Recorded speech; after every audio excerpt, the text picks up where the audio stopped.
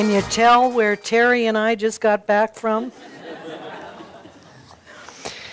What a delight to travel with Terry. We've done many trips around the world, and we always have a wonderful time when we're traveling. And I couldn't resist purchasing this outfit since I am entitled to 3 different tartans. But enjoy it, ladies and gentlemen. It's the only time you'll ever see me in a skirt. So, felt a little strange this morning driving, trying to reach for my pants, and couldn't feel the pockets. They weren't there. So anyway.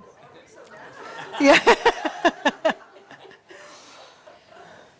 In 1263, Norway actually owned Scotland.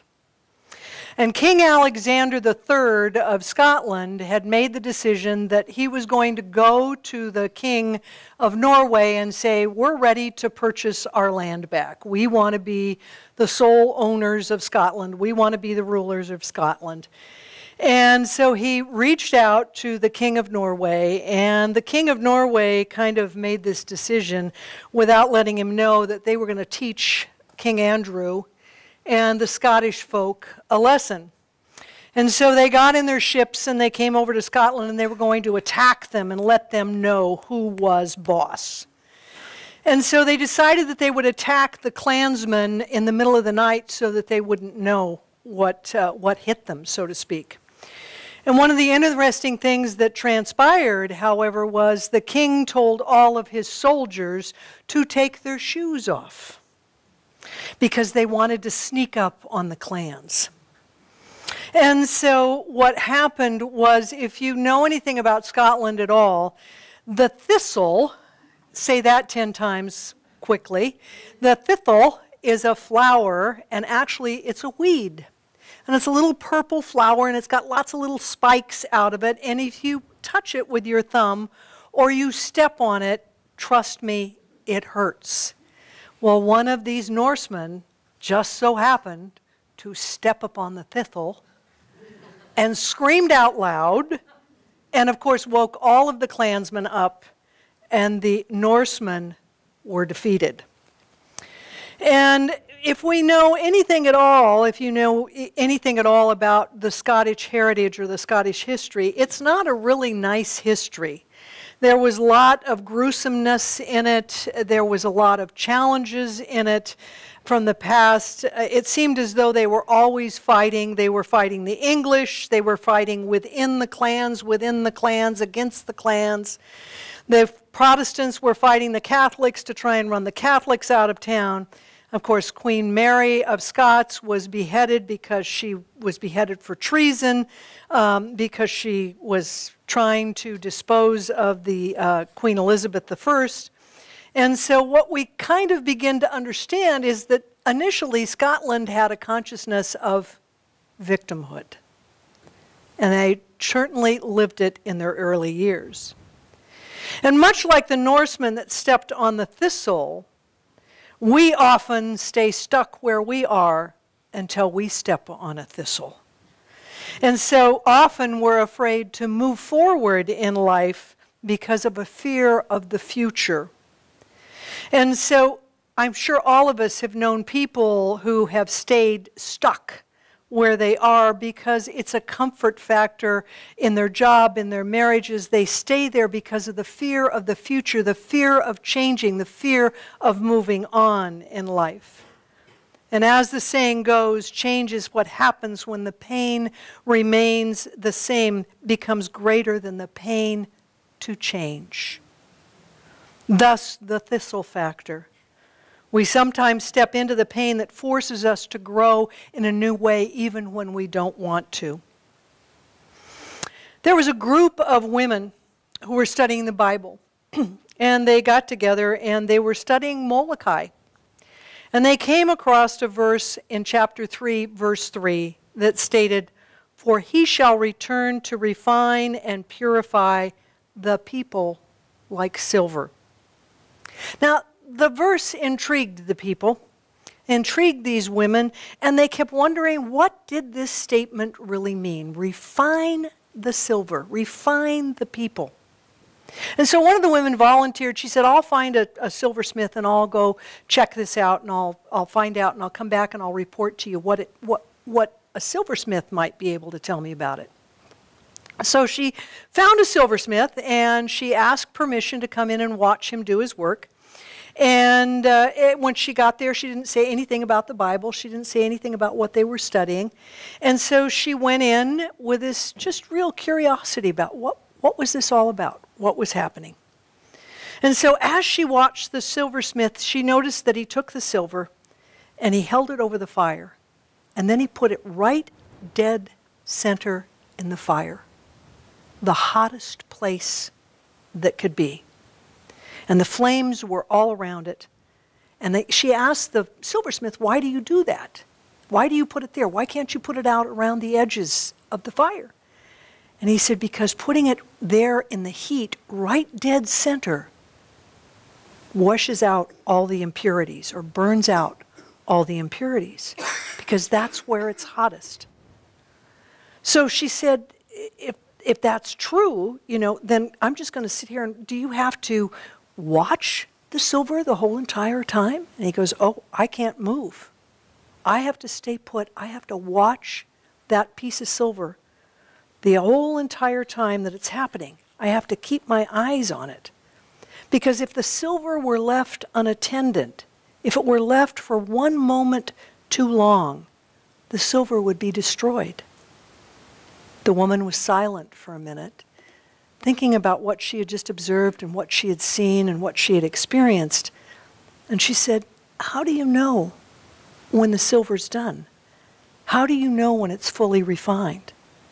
And he smiled at her and he said, oh, that's easy.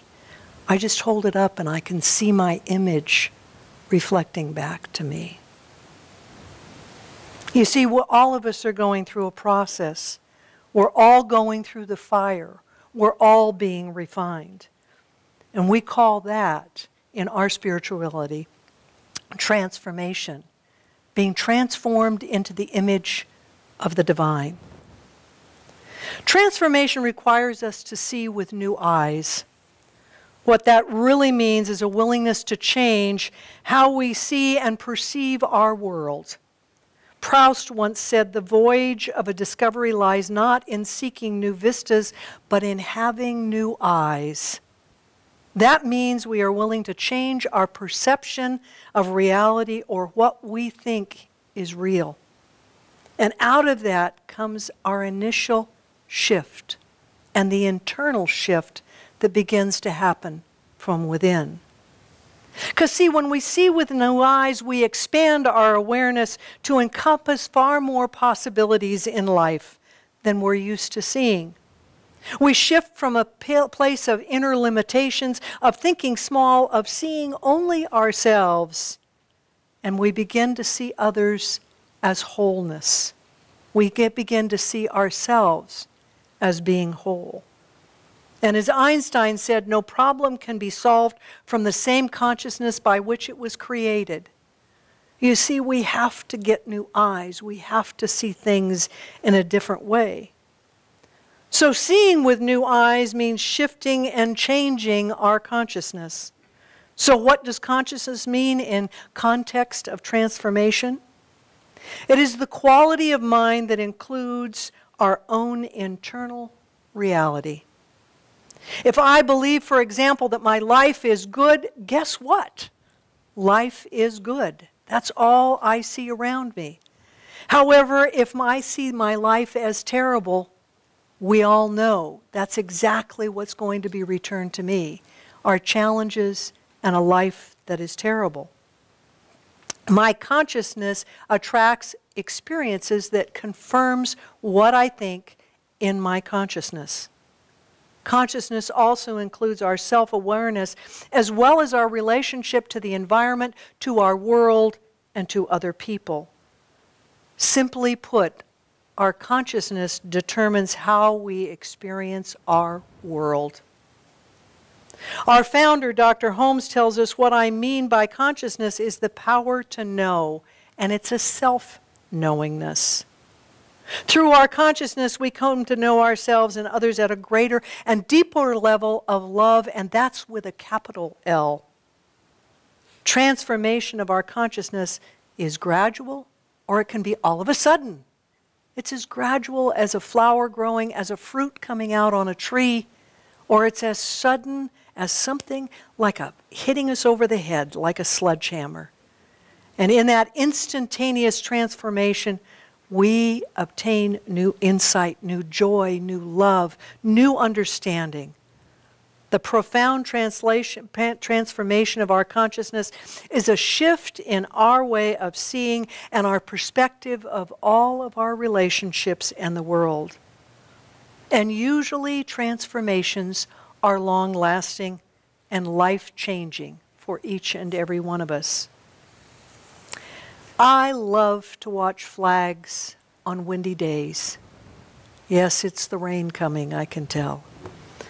But I love to watch flags on those rainy days because or windy days, yeah, they're kind of nice on rainy days too, especially with the wind. But what happens is when there's no wind, it just hangs. It folds in a natural way. But when the wind comes, it takes it straight out and it shifts with each and every gust of wind. At one moment, it might be flowing to the northeast, and the next moment, it might be just flowing straight to the east. It has a new direction with each and every gust. And we can only change by removing our resistance with each and every experience, just like the flags. The great poet Rilke once said, "I want to unfold, I don't want to stay folded anywhere, because where I am folded, there I am a lie.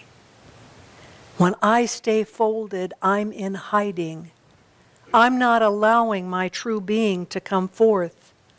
Each of us is challenged to move beyond our past and to release our fears so that we might live a fuller life. To become more flexible and less rigid means a willingness to move with the winds of change, just like the flags do on the flagpole. The Chinese sage Lao Tzu said that the hard and stiff will be broken, the soft and the subtle will prevail. Whoever is stiff and inflexible is a disciple of death.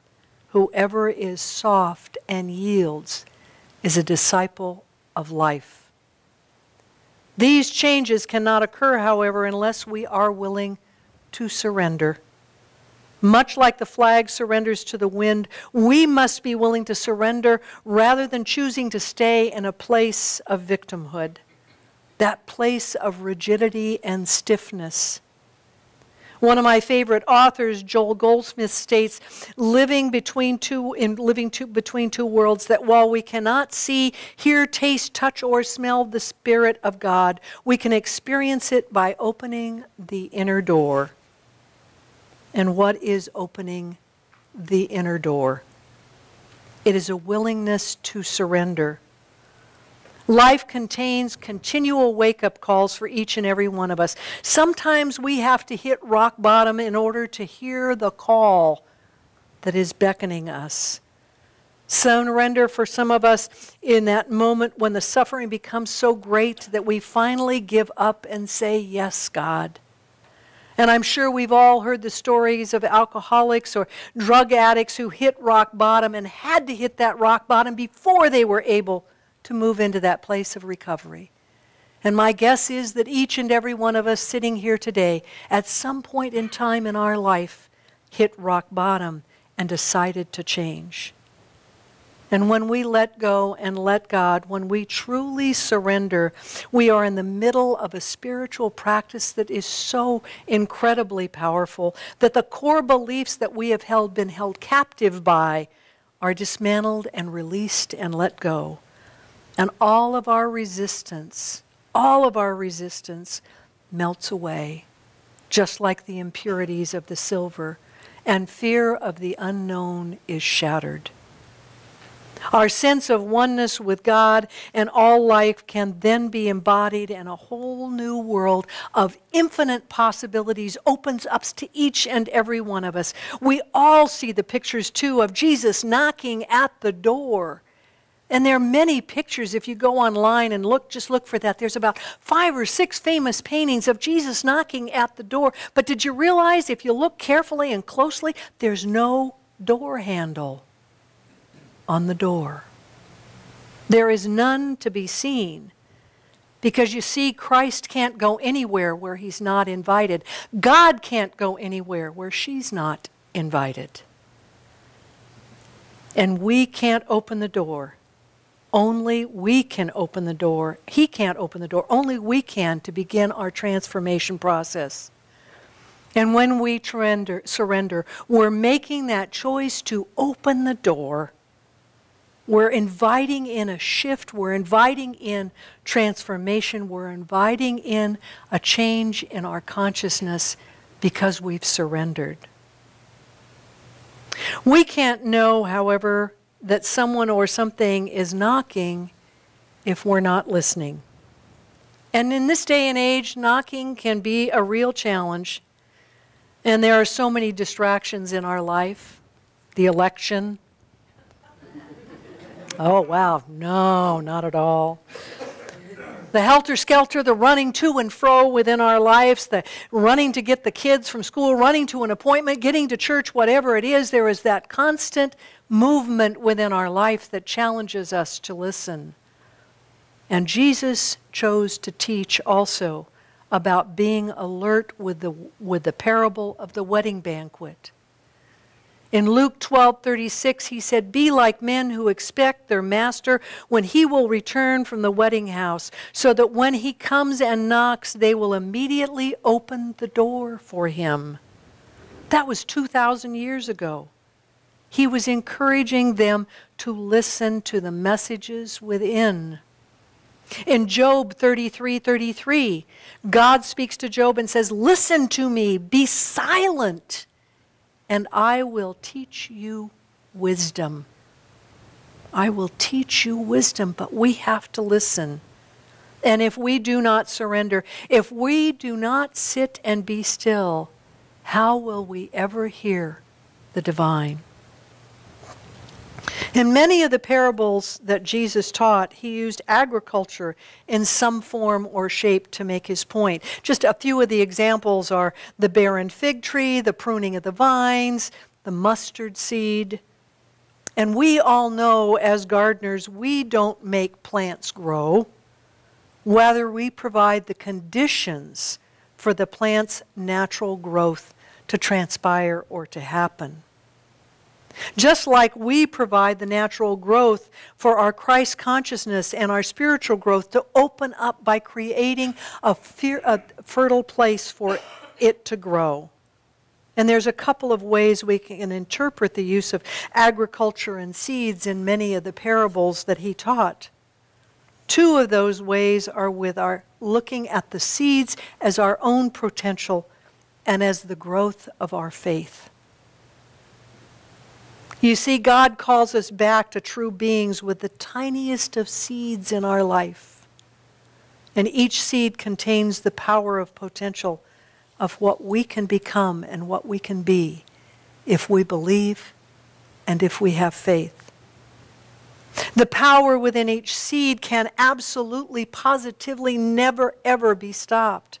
Just like the power of the divine that lives within each of us cannot be stopped. A seed is self-sufficient. It can grow all by itself. Just look at the weeds in your yard. To demonstrate that potential, when they were cleaning out or moving into the pyramids in Egypt after they had stood for several thousand years, they found bags of seeds that were laid there for the emperors. And what did they find? They took those seeds out after they had laid in a dark place for several thousand years, and they planted them. And guess what? They grew. They came back. And just like the power of Spirit in each and every seed cannot be stopped, the power of the I Am within you cannot be stopped. Regardless of how long it may be dormant, or you may choose to ignore it. Our subconscious is as responsive to any new ideas as the ground is to the seeds that we plant. You see, everything that transpires in our life leaves an impression of a seed behind. And that seed grows and becomes an attitude, a belief, or an action within our life. And sometimes those beliefs are based on love, and at other times they are based on fear. And as human beings wanting and desiring to transform who we are, we'll find our potential through our faith as we discover the Christ consciousness that lives deep within each of us. For much of her life, a beautiful woman who had many, many gifts had tried lover after lover after lover, only to be hurt. At some point, she was so hurt and so frustrated that she said, I give up on love. I will never, ever love again. I am wounded beyond my ability to deal with it. And she carried that weight with her every place she went. And one day, she came across a sage. She came across him, and out of nowhere, he just appeared. And she looked at him, and she knew there was something special about him. And she turned and started to walk away. But his glow, his radiance, even though he was tattered and torn, called and beckoned her to return. And the radiance within him just oozed on out. And she still wanted to walk away. He greeted her, and she said nothing.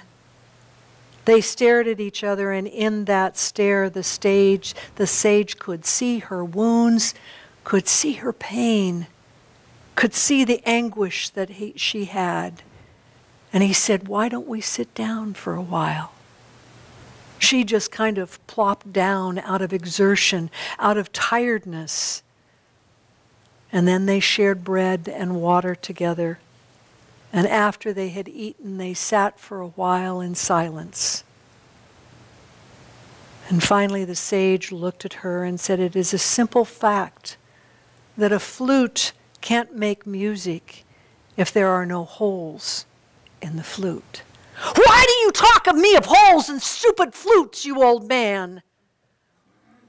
The sage continued. He looked at her again, and each being on earth is such a flute. Each of us releases our song when spirit passes through the holes carved by all of our experiences in life. She seemed to relax a little bit. I'm tired of experiences, she said. I'm really tired. The sage just looked at her and chuckled. Like it or not, this is one of the purposes of suffering. She grabbed his hand and put it on her heart real quick, and she said, here, here, can you see, can you feel my suffering? Can you heal my wounds? And the sage just smiled as he left his hand on her heart. And she became a little bit softer. Oh, my child, he said, you came to me for this. Let me assure you that since no two flutes have the same holes, no two flutes make the same music, no two flutes sing the same song, no two flutes play the same melody. She held his hand closer to her heart, and she began to cry, and he tried to respond, tried to help her.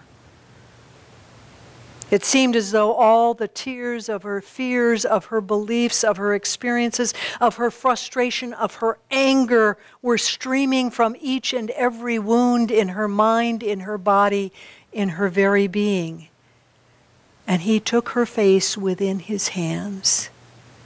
And he looked at her and said, all of this to say there is a great ongoing choice that awaits each and every day. Whether we go around carving holes in others because we've been so painfully carved ourselves, or whether we let Spirit play its song through our tender experience, enables us to listen to the miraculous music coming through others. She looked at him through the tears that streamed down her face, and finally she could receive his gift and his gentleness and his love. He simply shrugged in humility and looked skyward. My child, he said, we carve and cry when it is we who are carved in order that we may sing. She rubbed her eyes, looked down, and took a deep breath, and when she looked up again, the sage was gone. He was no longer there. And the choice is ours. Will we listen for the knock? Will we plant the seeds of greatness within and allow the transformation to begin so that others may hear the song that we sing, the song that we play, the gifts that we bring? Or will we continue to step on the thistle, experiencing one wound after another? This is the truth in my life, and this is the truth in yours, and so it is.